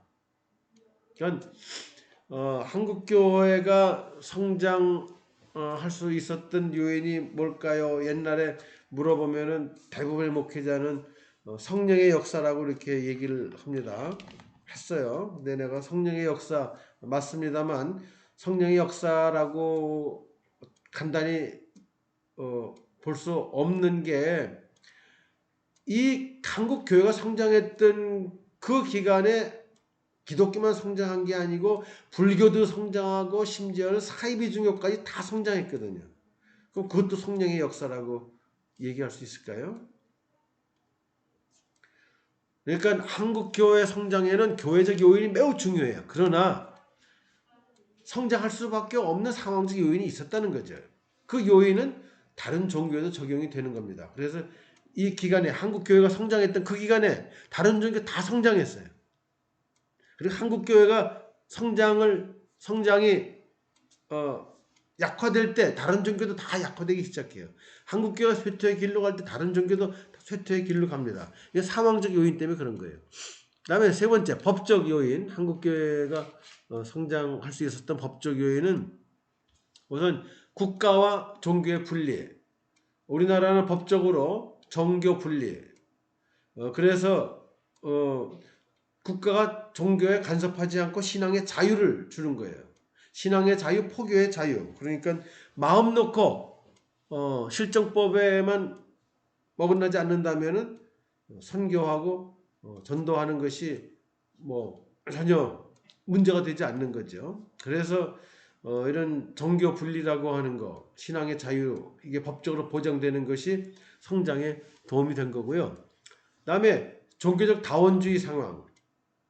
우리나라는 어떤 국가 종교라는 게 없잖아요. 국가가 특정 종교를 지배적으로 뒷받침하지 않아요. 모든 종교 자유롭게 경쟁할 수 있게 만든다는 거죠. 다원주의 상황. 아까 공급측 이론에 해당되는 거예요. 다양한 종교, 다양한 교파, 다양한 교회가 서로 경쟁하는 상황이기 때문에 그 경쟁에서 이기기 위해서 모두가 열심히 노력할 수밖에 없어요. 게을르면 쇠퇴하는 거예요. 게을르면 도태되는 거예요. 그러니까 부지런히 다른 종교보다, 다른 교파보다, 다른 교회보다 더 열심히 선교하고 교육시키고 훈련시키고 양육하고 그런다는 말이죠. 그 다음에 네 번째는 문화적 요인. 자, 우리나라는 아까 문화적 요인에서 디오니소스 문화, 아폴로 문화 얘기했는데, 우리나라 종교 문화는 디오니소스 문화예요. 우리 이제 이 문화적 요인과 관련된 부분은 나중에 아마 집중적으로 한 단원으로 공부를 합니다. 그래서 여기서는 자세한 얘기는 하지 않겠지만, 요지는 한국의 문화 정서는 매우 디오니소스적이다, 감성적이다, 감정적이다, 열정적이다라는 거예요. 따라서 한국의 종교 풍토도 감성적이고 열정적이다. 그러니까 한국은 종교가 성장할 수 있는 바탕이 마련되어 있다고 하는 거죠. 자, 자세한 거는 이제 나중에 할 테니까 이건 넘어갑니다. 그 다음 인구학적 요소. 인구학적 요소, 한마디로 얘기해서 우리나라 출산율이 과거에는 매우 높았어요.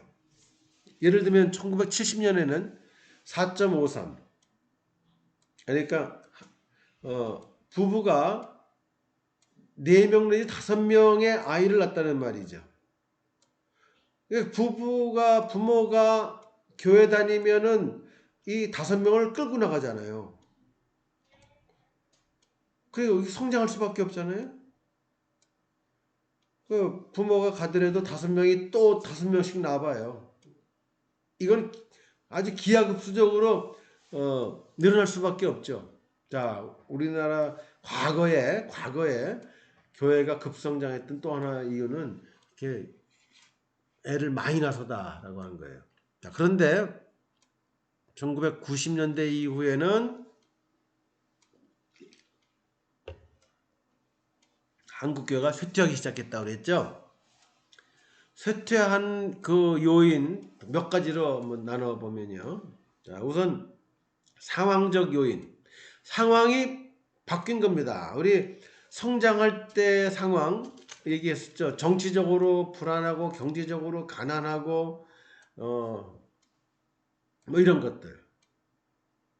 그리고 사회적으로 급격한 변동, 구조 변화 이런 것들. 이게 성장에 도움이 됐던 상황인데 이제는 세월이 지나면서 90년대 이후에는 상황이 바뀌죠. 그 바뀐 상황들이 한국교회 성장의 걸림돌이 돼요. 오히려 쇠퇴를 조장하는 거죠. 자, 어떤 상황 변화들이냐? 우선 정치적 요인, 정치적 민주화. 자, 지금 우리나라 정치 수준은 낙제 점수예요. 하여튼 우리나라에서 제일 낙후되어 있는 게 정치적 불만. 정치적 불만이라는 건 있어요. 그러나 정치적 불안이라는 거는 옛날보다 줄어들었어요. 무슨 독재 정권은 아니잖아요. 민주화. 하고 싶은 대로 다 얘기한다는 말이죠. 6, 70년대는 대통령 욕하면 붙잡혀갔어요. 요즘은 대통령 욕하면 사람들이 막 박수치고 웃고 그러죠. 아무 일도 없어요. 민주화. 다들 국민들을 얘기하죠. 자, 정치적 불안, 뭐 북한 관계가 좀 문제가 있긴 하지만 뭐 북한이 뭐 핵실험을 해도 미사일 발사해도 별로 놀라지도 않더라고요. 요새는 아주 그런 거에 대해서 뭐 별로 신경도 안 써요. 정치적으로 문제는 많지만 독재 정권 때문에 겪게 되는 긴장과 공포와 불안, 내적인 그런 건 없어요. 달라진 거죠. 물론 이제 유럽의 정치적 민주화 따라가려면 아직 멀었지만 정치적으로 개선이 된 건 사실이에요. 근데 무엇보다 달라진 건 경제적 요인입니다. 자, 1인당 국민소득이 1960년에는 80달러라고 그랬어요. 그런데 1989년에 5,000달러를 넘어요. 이 5,000달러라는 게 중요한 게 뭐냐 하면은 대개 1인당 국민소득이 5,000달러를 넘어서면서부터 종교적 관심이 줄어든다고 합니다. 가난하면 종교에 의지한다고 그랬죠. 잘 살게 되면 종교가 점점 필요 없게 돼요. 종교가 필요 없게 되는 시점이 언제부터냐 하면 1인당 국민소득이 5,000불 정도 될 때부터라고 그럽니다. 우리나라 1989년에 1인당 국민소득이 5,000불을 넘기 시작했어요. 그러니까 1990년대 이후에 종교적 관심이 조금씩 줄어들기 시작한 건 당연한 얘기겠죠.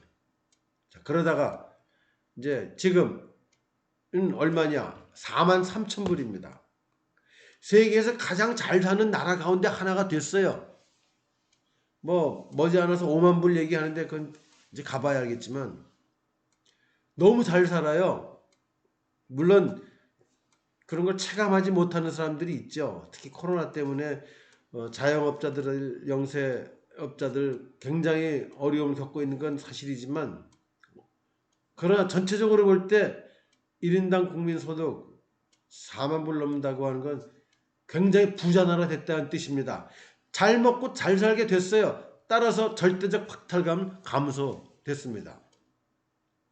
옛날에는 정말 먹을 게 없어서 무엇을 먹을까 걱정했어요. 근데 지금은 무엇을 먹을까 걱정을 하긴 하는데,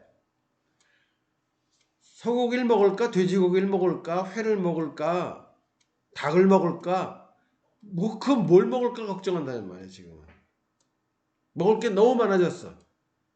선택하기가 힘들어요. 그러니까 잘 먹고 잘 살게 된 겁니다. 절대적 박탈감이 감소된 거예요. 그러니까 간절한 마음, 정말 배고프고 힘들고 춥고 떨리고 막 이럴 땐 간절하게 종교에 의존할 텐데, 이제는 뭐 배 부르고 등 따뜻하고 뭐 그러니까 종교 같은 거 필요 없다고 보는 거예요.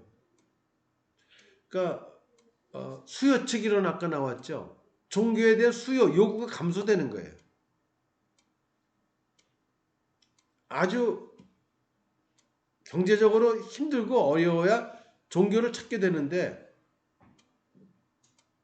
잘 먹고 잘 살게 됐고 경제적 수준이 높아지니까 종교에 의존할 필요성이 줄어든다는 거죠. 경제적인 여유가 생기니까 여가산업이 발달해요. 자, 잘 먹고 잘 살아요. 주머니에 돈이 남아 돌아가요. 그러니까 이제 즐기자는 쪽이에요. 여가산업. 레저. 가난할 때는 즐기는 게 어디 있습니까? 지금은 즐기는 거예요. 즐길 수 있으려면 여러 가지가 필요해요. 돈도 있어야 되고 시간도 있어야 되고 장소가 있고 수단이 있어야 돼요. 근데 이제 돈이 있죠. 시간도 뭐 전에는 밤낮 없이 일해야 되는데 지금은 주 52시간 점점 줄어들어요. 이제 주 40시간으로 이제 줄어들게 될 겁니다. 시간 여유 많아져요. 또 즐길 수 있는 장소, 이것도 굉장히 다양해졌어요. 옛날에 내가 어렸을 때, 젊었을 때만 해도 어디 놀러 갈 수 있는 날은 이제 일요일 뿐이었어요. 토요일도 일을 하니까, 토요일도 반나절 일을 하니까. 근데 나 같은 경우는 이제 일요일 교회 나가야 되니까 일요일 날 놀러 가지도 못하죠. 놀러 갈 수 있는 유일한 날은 공휴일이에요. 근데 갈 데가 없어요. 그러면 어딜 갔나? 산에 갔어요. 산밖엔 갈 데가 없어요. 그러니까 옛날에는 6, 70년대는 그냥 젊은이들이 그냥 공휴일이면 다 산으로 가는 거예요. 가서 거기서 밥해 먹고 놀다 오는 거죠. 그게 갈 데가 없어요. 자, 지금은 정말 갈 데가 얼마나 많은지 전국 방방곡곡이 휴양시설, 휴식시설, 유흥시설, 여가시설, 오락시설, 전국 방방곡곡에 호텔, 펜션, 리조트, 전국 방방곡곡에 고속도로 뚫리고 그리고 식당 널려 있고, 차 가지고 전국을 한번 돌아보세요. 어느 곳을 가든지 식당, 음식점이 얼마나 많은지 시골 구석까지 다 있어요. 펜션 어디 가든지 있고. 지금 코로나 때문에 많이 못 다니지만 옛날에 그냥 해외 얼마나 많이 나돌아 다녔는지. 자, 여가 산업이 발달해요. 먹고 마시고 즐기고 쉬고. 그래서 여가 산업을 일종의 대체 종교라고 그럽니다. 옛날에는 피곤하고 힘들고 어렵고 뭐 그러면 종교를 찾아갔는데 이제는 힘들고 피곤하고 좀 그럴 때는 여가 산업을 통해서 푼단 말이죠. 여행을 가기도 하고 또 오락을 즐기기도 하고 스포츠에 탐닉하기도 하고. 그래서 이런 여가 산업을 대체 종교라고 불러요. 주일날 일부는 교회 가지만 보다 많은 사람들은 여가를 즐기기 위해서 들로 산으로 강으로 바다로 나간단 말이죠. 가족 단위로 친구와 함께 혼자 다양한 방식으로 여가를 즐긴다는 말이죠. 여가 산업이 우리 교회의 강력한 경쟁자가 됐어요. 전에는 갈 데가 없었지만 시간이 있어도 뭐 돈이 혹시 생긴다 하더라도 지금 갈 데가 너무 많고 즐길 수단 방법이 너무 많은 거예요. 뭐 굳이 주말에 뭐 어디 안 가더라도 불금 뭐 해가지고 보면 도심의 부야성이죠. 특히 젊은이들 코로나 관계없이 뭐 먹고 마시고 즐기는 아주 푹 빠졌어요. 향락주의. 가치관이 변한 겁니다. 옛날엔 도덕성, 도덕주의 이게 중요했어요. 인간성, 바르게 사는 거. 근데 지금은 돈이 최고다. 즐기는 게 최고다. 이런 분위기로 바뀌었죠. 교회 가는 거 이제 고리타분해요. 주말이면은 즐겨야지. 놀아야지. 쉬어야지. 즐기고 놀고 쉴 수 있는 수단 방법이 너무 많아졌어요. 그러니까 교회로서는 굉장히 강력한 경쟁자를 만난 셈입니다. 자, 경제적 요인 잘 살게 되면서부터 한국 교회는 기울어지는 거예요. 한국 종교는 쇠퇴하기 시작하는 거죠. 사회 구조적 요인 도시화 산업화 과정 때문에 정체성 공동체성을 잃어버리면서 교회를 찾아왔지만 옛날엔 이제는 도시 생활에 적응했어요. 이제 완전 도시인이 됐어요. 도시 생활을 이제 즐겨요. 그리고 새로운 공동체들이 만들어져요. 이제 고향을 떠났다는 인식이 없어요. 지금 여기가 고향이고 같이 어울리는 사람들이 우리 가족이고 뭐. 그러니까 굳이 가족이 필요해서 공동체가 필요해서 종교를 찾을 이유가 없어지는 거죠. 사회복지 요인. 우리나라가 복지 수준이 굉장히 높아졌어요.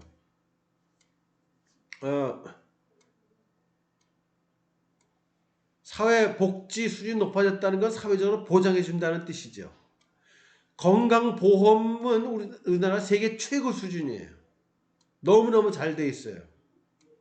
선진국들도 미국이나 유럽이 한국 이런 보험을 부러워해요. 그리고 65세 이상한테는 지하철 공짜로 탈 수 있게 해주죠. 그래서 65세 되면은 지공파라고 불러요. 지하철 공짜로 타는 사람. 세계 유일해요. 이런 나라가. 뭐 노인뿐만 아니라 요즘 애들에 대한 뭐 직장인들에 대한 이런 복지 이게 굉장히 많이 발달이 됐습니다.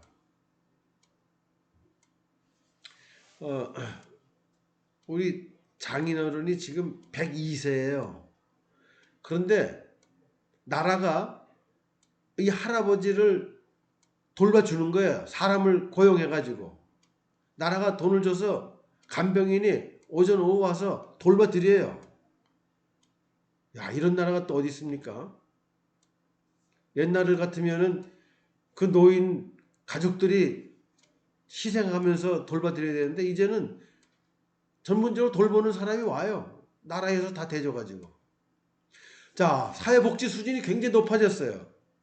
그러니까 정말 사회적으로 건강이라든지 생활에 대해 돌봄을 받지 못할 때는 정부라도 붙잡고 매달렸는데 이제는 이런 문제 다 해결해 주니까 어려움이라는 게 없어요. 성평등 요인. 여성의 지위가 많이 향상됐죠. 페미니즘이 확산되고 성적으로 불평등한 사회는 매우 종교적이에요. 성적으로 평등한 사회는 비종교적이에요. 성적으로 불평등이 있으면 여성이 박탈감을 가지고 더 종교에 의지하기 때문에 종교가 성장하는데 성적으로 평등해지면 여성들이 박탈감을 안 느껴요. 종교에 의지하지 않아요. 그래서 여성 종교성이 약해져요. 전체적으로 성평등한 사회는 비종교적 사회가 된단 말이죠. 성적으로 가장 평등이 이루어지고 있는 북유럽이 교회가 제일 안 되는 그런 사회죠. 우리나라도 여성 지위가 향상되니까 여성들이 이제는 집에서 가사 돌보고 남자에 종속되어 있고 그게 아니에요. 당당하게 자기 개인의 커리어를 중요하게 여기고 독신 옛날에는 조금 부끄럽게 생각했지만 이제는 자랑스러워요. 결혼 안 하고 자기 직장 생활하고 독립하고 자기 하고 싶은 거 다 하고 이런 변화가 교회에는 상당히 부정적인 결과를 가져오는 겁니다. 뭐 이렇게 자신만만한 여자들이 뭐가 아쉬워서 교회 나가겠어요. 자기 경력 쌓고 취미 활동하고 하고 싶은 모든 일을 하고 마음 놓고 즐기고 여성 지위가 향상되면 제일 치명타를 입는 게 교회입니다. 이게 아이러니예요. 그래서 그런지 교회에서는 아직도 성차별이 좀 강하게 남아있죠. 어쨌든 우리나라가 아직 최고 수준은 아니지만 과거에 비해 볼 때 여성 지위가 굉장히 확산된 게 향상된 게 사실이에요. 요즘 20, 30대 여성들 보면은 옛날 20, 30대하고 하여튼 하늘과 땅 차이로 달라요. 당당하고 자신 있고 활발하고 진취적이고 어떤 땐 좀 방정하기도 하고 자유분방하고 어쨌든 이런 성평등 요인 한국교회 쇠퇴에 작용을 했습니다. 한국 사회 전체적으로는 좋을지 몰라도 교회는 부정적인 결과를 가져오는 거예요. 이것들이 이런 상황적 요인, 상황적 변화가 좋은 변화일 수 있겠지만 한국 교회에는 쇠퇴를 가져온 부분들이다 하는 거죠. 그 다음에 인구학적 요인, 두 번째 인구학적 요인, 출산율 문제. 아까 출산율 중요하다고 그랬죠. 우리나라가 지금 세계 최저 출산율 222개국 가운데 220위예요. 세계 최하위. 출산율 변화가 어떻게 됐냐면은 1970년에 4.53명 부부당, 그 다음에 1980년에는 2.83으로 줄어들었어요. 1990년에 1.59로 줄고 2000년에 1.47로 줄었습니다. 그 다음에 2010년에는 1.23, 2019년에는 0.92, 2020년에는 0.84까지 줄어들었어요. 0.84. 자, 출산율이 2는 돼야 현재 2.1이 돼야 현재 인구가 유지된다는 겁니다. 자, 부부가 둘이잖아요. 둘을 낳아야 부부 죽은 다음에 2명 남는데 나이 들기 전에 죽는 경우도 있으니까 좀 여유 있게 2.1. 출산율이 2.1이 돼야 지금 인구가 유지되는 건데 이미 1990년대 이 밑으로 내려갔어요. 그러니까 이런 식으로 나가면 2030년부터는 인구 감소가 예상된다는 겁니다. 그런데 2020년부터 이미 그 조짐이 나타나고 있다는 거죠. 자, 지금과 같은 출산율이라면은 우리나라 인구가 어떻게 변화될까? 50년 후에는 우리나라 인구가 지금 5천만이 넘는데 50년 후에는 우리나라 인구가 3천만으로 줄어들 거라고 그래요. 3천만. 200년 후에는 어떻게 될까? 우리나라 인구가 500만으로 줄어든답니다. 500만으로. 그럼 800년 후에는 어떻게 될까? 우리나라에 남아있는 마지막 인구가 마지막 한 사람이 죽음으로써 대한민국이라는 나라가 지구상에서 사라진다. 자, 지금과 같은 출산율이면 800년 후에는 우리나라 한 명도 남아있지 않게 된다. 이렇게 인구가 줄면 교인도 줄겠죠. 교인의 감소. 교인의 감소? 지금과 같은 인구 감소 추세면은 2060년에는 우리나라 전체 교인이 400만. 지금은 900만 정도예요. 900만인데 이제 40년 후에는 400만으로 줄어드는데 그것도 3분의 2는 65세 이상. 자, 2060, 40년 후면 여러분 아직 목회하고 있을 때 같은데 참 지금 생각해도 아찔해지네요. 하여튼 뭔가 근본적인 대책을 강구하지 않으면 한 세대 지나면서 정말 큰 위기가 한국 사회 전체 그리고 교회 전체에 오게 될 거라고 하는 겁니다. 그런 의미에서 한국 사회의 미래를 위해 한국 교회의 미래를 위해 우리가 할 수 있는 가장 중요한 일은 애 많이 낳는 겁니다. 여러분 아직 뭐 하고들 말할 것도 없고 앞으로 할 생각이 있는 원우들 간절히 부탁하는데 애 많이 낳으세요. 타수로 낳으세요. 한 타수 어려운 반 타수라도. 그게 한국 교회를 살리는 길이고 한국 사회를 살리는 길이에요. 그 다음에 한국 교회가 쇠퇴하는 세 번째 요인은 신뢰 요인인데요. 한국 교회에 대한 사회적 신뢰도가 상당히 낮아지고 있다고 하는 겁니다.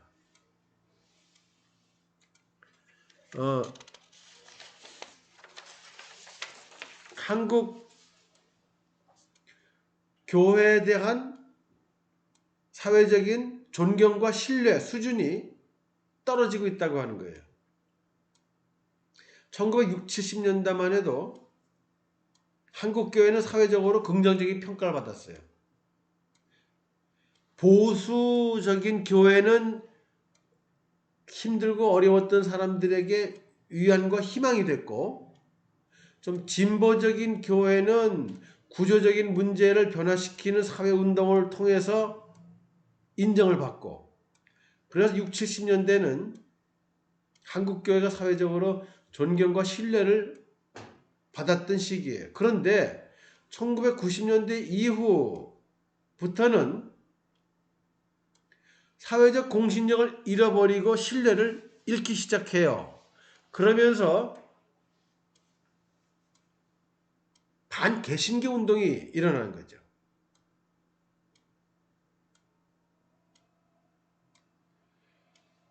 이게 참 하나의 아이러니인데 한국교회가 성장하면서 반대로 사회적 신뢰도는 하락하기 시작했다고 하는 거. 이건 참 안타까운 일이에요. 둘이 병행하기가 쉽지 않은가 봐요. 양적인 성장과 사회적인 신뢰. 공존하기가 어려운가 봐요. 성장하면 할수록 사회적 신뢰도는 떨어진 이런 모순적인 결과. 그래서 한국 교회 신뢰도가 어느 정도로 낮아졌냐 하면은 1920년 기독교 윤리 실천 운동 기운식이라고 그러죠. 거기서 한국 개신교 신뢰도에 대한 여론조사 결과를 보니까 한국 사람 가운데서 한국 교회를, 개신교입니다. 교회를 신뢰한다는 비율은 32%밖에 안 돼요. 그런데 32% 안에는 개신교인까지 포함된 거예요. 개신교인은 그래도 우리 교회니까 신뢰도가 좀 높겠죠. 개신교인 가운데서는 한국교회 신뢰한다는 비율 76%. 천주교인 가운데 한국교회를 신뢰한다는 비율은 35%. 불교인 가운데 한국교회 신뢰한다는 비율은 27%. 무종교인 가운데 한국교회 신뢰한다는 비율은 17%에 불과해요. 신뢰 비율 매우 낮아요. 반대로 불신하는 비율을 보면은 64%예요. 한국인 가운데 한국교회를 불신하는 비율 64%. 개신교인 가운데서도 22%가 한국교회를 불신하고 있어요. 천주교인 가운데는 59%가 불신해요. 불교인 가운데는 67%가 한국교회 불신하고, 무종교인 가운데는 무려 78%가 한국교회를 불신하고 있어요. 신뢰도가 한마디로 매우 낮다는 겁니다. 자, 그러면 이런 낮은 신뢰도는 어떤 문제를 가져오느냐? 개종자 감소. 한국교회를 신뢰하지 않으니까 새로 믿고 교회로 오는 사람이 줄어들 수밖에 없죠. 신뢰하지 않는데 한국 교회로 찾아오겠어요? 또 하나는 이탈자 증가. 한국 교회에 대한 불신 비율이 교인 가운데도 적지 않게 있단 말이에요.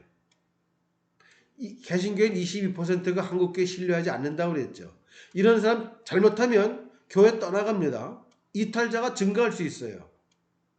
한국 교회에 대한 낮은 신뢰도는 교회 밖에 있는 사람들이 교회 안으로 들어올 가능성을 낮추고 교회 안에 있는 사람 교회 바깥으로 나가게 될 가능성은 높아지고 이런 문제. 그러면 이런 신뢰를 상실한 요인이 뭘까? 놀랍게도 이제 미국의 종교학자인 패트릭 존스턴하고 제이슨 맨드릭 이렇게 지적을 했어요. 물론 이제 신뢰를 상실한 요인에 대해서는 내가 몇십 년 동안 연구를 많이 해서 여기저기서 다 발표를 했지만 여기 외국인을 소개하는 거는 오죽하면 외국 학자까지도 한국 교회가 신뢰받지 못하는 이유에 대해서 분석을 했겠냐 말이죠. 근데 제대로 분석했더라고요. 그래서 여기 소개한 거예요. 첫째, 영적 자만심. 성공하고 있다, 성장하고 있다는 데 대한 자만심이 너무 커가지고 영성을 잃어버렸다는 겁니다. 그 다음에 교파 분열. 아주 지독할 정도로 한국 교회는 분열하고 있어요. 그게 사회적으로 부정적으로 비치는 거죠. 지도력 결핍. 교회 지도자의 질적 수준이 낮다는 겁니다. 우리 지난 시간에 이 교회 지도자 그 자질 수준이 상당히 낮다는 거 살펴본 적 있죠. 교회 지도자들의 지도력 이게 문제다. 윤리적 가르침을 소홀히 한다는 말은 믿음 조항 같은 것을 훈련시키는 건 잘하지만 구체적인 삶에서 기독교인 다운 실천을 하도록 가르치지 못했다고 하는 거예요. 그러니까 믿긴 잘하지만 사는 거는 별로 나을 거 없다고 하는 인식을 사회에 준다는 거죠. 이런 것들이 바로 한국교회가 신뢰를 잃어버린 요인들. 이게 한국교회 쇠퇴의 중요한 요인이에요. 그 다음에 문화적 요인. 우선 문화 성향의 변화예요. 우리나라가 이제 디오니소스 문화, 감성적, 감정적, 열정적, 이게 교회 성장에 크게 기여를 했지만 점차 이것이 아폴로 문화 쪽으로 바뀌어가고 있다. 지적 수준이 높아지고 그러면서 점차 감성, 감정 이것보다는 이성, 합리성 이런 것들을 중요시 여기는 문화로 바뀌어가면서 옛날 같은 순수한 안에서부터 우러나오는 뜨거운 신앙적 열정 같은 거, 이것이 약해진다는 거죠. 즉 열정이 약해진다는 거예요. 그러니까 전에는 뜨거웠어요. 그냥 간절함이 많았기 때문에 성령 운동에 이렇게 매달리죠. 성령을 통해서 우리의 아픔, 슬픔, 약함, 배고픔 이런 문제를 해결하려고 했죠. 근데 이제는 성령 도움 없이도 잘 먹고 잘 살고 있단 말이에요. 성령을 찾질 않아요. 그냥 열심히 일해서 돈 잘 벌고 즐기고 그러면 되지. 무슨 종교적인 도움, 성령의 역사 그것이 필요하냐 말이죠. 그러다 보니까 뜨거움이라는 거, 감성, 감정 이거 다 약해지는 거죠. 그러니까 성장에 걸림돌이 되는 거예요. 그 다음에 경제, 교육, 복지, 과학의 발달. 우리나라에서 경제 수준, 교육 수준, 복지 수준, 과학 이것이 발달되는데 발달될수록 종교의 역할은 약해지고 따라서 사람들이 종교에 의지할 가능성 줄어들게 되는 거죠. 이렇게 한국 교회가 이제 쇠퇴의 길로 접어들었는데 그 쇠퇴의 요인은 여러 가지 형태가 있을 수 있다라고 하는 겁니다. 이 쇠퇴까지 얘기해가지고 상당히 좀 비관적이고 낙심을 좀 할 텐데 이게 현실이에요.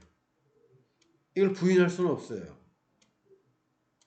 한참 한국교회가 성장할 때 여러분들이 이제 학교를 다녔다면은 좀 더 신나는 얘기들을 들을 수 있었겠지만 이제 한국교회가 서서히 저물어 가는 시기에 여러분들이 여기 들어왔기 때문에 이렇게 좀 어두운 이야기를 할 수밖에 없어요. 근데 어두움 다음엔 빛이 있으니까 우리는 희망을 또 가져보도록 하죠. 마지막 맺는 말, 끝내는 말 얘기할게요. 나가는 말입니다. 자, 한국교회는 과거의 영광, 과거는 영광스러웠어요. 부흥의 추억을 가지고 있습니다. 아, 옛날이에요. 옛날이에요. 좋던 시절 갔어요. 우리나라가 뭐 부흥하고 성장하고 발전하고 세계적으로 성공하고 이제는 더 이상 그런 얘기 할 여지가 없어요. 다 옛날 얘기입니다. 그 옛날 붙잡고 있는 건 어리석은 거예요. 과거는 과거로 돌려보내야 돼요. 부흥, 하나의 추억거리죠. 현재의 모든 상황은 상당히 어둡습니다. 그리고 미래 전망도 어두워 보여요. 어둡기 때문에 그 어두움을 극복할 방안에 대한 연구와 노력이 필요하겠죠. 어두운 미래를 변화시킬 수 있는 기본적인 원리, 원칙, 과제 뭘까? 나는 세 가지라고 생각을 해요. 하나는 영성, 하나는 도덕성, spirituality, morality, 하나는 공동체성, community. 이 세 가지를 회복해야 된다고 봐요. 어두운 미래를 밝은 미래로 바꿀 수 있는 길은 이것밖에 없어요. 이 세 가지를 교회가 회복할 수 있다면 미래는 어둡지 않다고 봐요. 물론 양적으로 막 계속 팽창하고 성장하진 않겠죠. 그러나 본질적으로 교회가 교회다움을 유지할 수 있을 거다는 거죠. 영성, 도덕성, 공동체성. 내가 늘 강조하는 교회의 본질이고 신앙의 본질이다 라고 하는 겁니다. 이 세상적인 거, 물질적인 거, 그것보다는 보다 초월적이고 영적인 그런 하나님의 더욱더 가까이 가고 느낄 수 있고 관계를 맺는, 이게 신앙의 본질이죠. 교회의 핵심이에요. 영성, 이 얘기는 다시 말하면 오늘날 한국교회는 영성을 잃어버렸다는 뜻입니다. 제일 마지막에 종교와 경제 관계 살펴볼 텐데, 그때 보면 한국교회가 얼마나 영성을 잃어버리고 만모니즘에 함몰되어 있었나 하는 걸 보게 될 거예요. 영성을 회복해야 된다. 도덕성, 바르게 실천하고 행동하는 것. 교회 안에서만 신앙인으로 살 게 아니라 교회 밖에서 구체적인 삶의 영역에서 기독교인답게 도덕적으로 사는 삶의 모습, 교회가 이걸 보여줘야 되죠. 공동체성, 더불어 하나 되는 거, 상부상조하는 거, 화해의 주체가 되는 거. 이 세 가지가 교회의 본질이기 때문에 이런 본질을 회복하기 위해서 우린 노력해야 된다. 이 본질을 회복할 수 있느냐 없느냐가 한국교회의 미래가 나락으로 떨어질지 혹은 새롭게 도약할지를 결정짓는다고 하는 거예요. 따라서 미래과제, 교회가 교회답고 성직자가 성직자답고 교인이 교인다워져야 한다. 이 다워진다는 말은 뭐냐? 영성, 도덕성, 공동체성을 갖춘다는 거, 유지한다는 뜻이에요. 이것이 가능하면 사회적으로도 신뢰를 다시 회복할 수 있을 겁니다. 그러기 위해서 한국교회 패러다임 변화가 필요해요. 지금까지는 양적 성장을 최고의 가치로 여겼고 그걸 추구해 왔어요. 이제부터는 양적 성장에 집착하는 게 아니라 영적 성장, 성숙한 영적 성장을 위해서 교회가 노력하는 그런 변화가 필요하다는 거죠. 이게 바로 교회 갱신이라고 하는 거예요. 교회 갱신의 필요성, 영적 성장 다시 이루어내야 된다는 거예요. 영성, 도덕성, 공동체성이라고 하는 교회 본질을 회복해야 된다는 거죠. 자, 한국교회 성장과 쇠퇴에 대한 단원 끝내겠어요. 한동안 성장했어요. 그런데 양적으로만 성장했지 영적 성숙이 동반되지 못했기 때문에 그 성장 오래 가지 못하고 쇠퇴의 길로 접어들었어요. 물론 상황적 변화가 불가피하게 한국교회 위기를 초래하긴 했지만 한국교회 자체가 영성과 도덕성과 공동체성을 잃어버림으로 스스로 추락하는 빌미를 제공한 부분도 있다는 거죠. 아무리 상황이 바뀐다 하더라도 한국교회가 중심을 잡고 본질을 지켜나갈 수만 있다면 비록 양적 성장이 불가능하다 하더라도 영적으로 충만한 그런 교회로 자리매김할 수 있을 거라고 하는 그런 확신, 이게 우리에게 이 시점에 필요하다 생각을 합니다. 네, 오늘 강의는 이것으로 마치겠습니다.